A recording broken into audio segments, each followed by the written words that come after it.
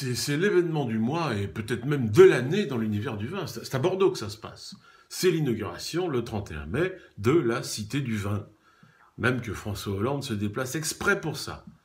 Oh, c'est dire si l'événement est important, parce que c'est pour les voix que ça lui rapportera, hein, pour la future campagne présidentielle. Le monde du vin dans son ensemble, il n'est pas franchement à gauche. Mais bon, c'est pas tellement le sujet. Le sujet, c'est que cette Cité du Vin, c'est le grand musée du vin que la France attendait, le truc définitif, le geste architectural fort, le contenu incontestable, tant sur le plan scientifique que culturel.